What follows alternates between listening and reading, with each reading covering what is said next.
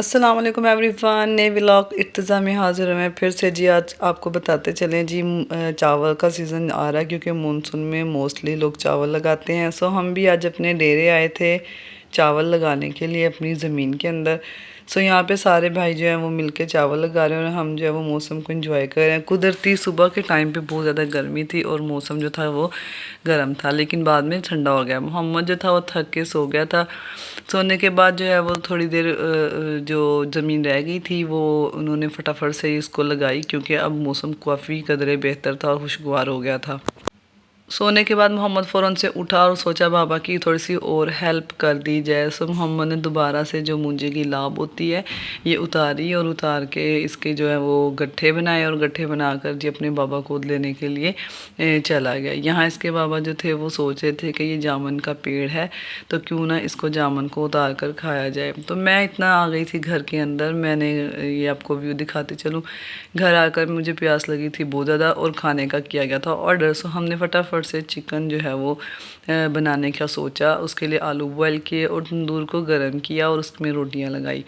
और मोहम्मद जो था वो लाभ जो है वो अपने बाबा तक पहुंचाने में सरगर्म था। साथ उसके डेरे के कज़न थे, उसकी दादो उसको उतार कर दे रही थी और वो इस तरह गट्ठे बनाकर जो है वो अपने बाबा तक लेके जा रहा था। आगे वो ज़मीन में लगा रहे थे।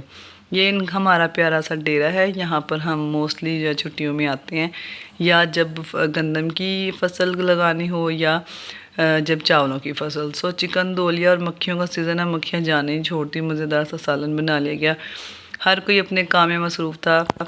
इर्तिज़ा की दादो भी इर्तिज़ा की हेल्प करने में लगी हुई थी और इर्तिज़ा अपने कज़न से बहस कर रहा था। सो बहस करने के बाद आप देख सकते हैं, बहस करने के बाद जो है वो हमने सोचा कि चलें अब फ़ौरन से जामुन उतार कर खा ले जाए, साथ में बहाने से रेस्ट हो। अंजल जो है वो इंजॉय कर रही थी जामुन। मोहम्मद ने भी जामुन जो है वो तोड़े और खाए और मैं इतना देखने चलेगी कि कितना हिस्सा रह गया है। अभी थोड़ा सा हिस्सा रह गया था, भूख शदीद लगी हुई थी। इन्होंने ये हिस्सा लगा कर फिर फटाफट से खाना खाया।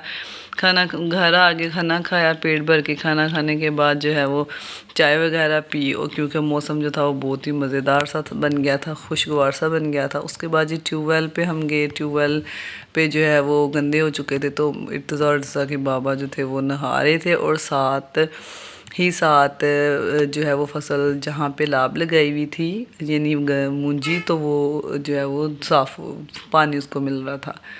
सो जी उसके बाद जो है वो हम वापस फिर सियालकोट की तरफ चल पड़े, गाड़ी में बैठे और सियालकोट पहुँचे। सियालकोट पहुँचकर हमने बच्चों के कुछ कपड़े ख़रीदे और हमें बहुत ज़्यादा लग चुकी थी भूख क्योंकि हो गया था शाम का टाइम।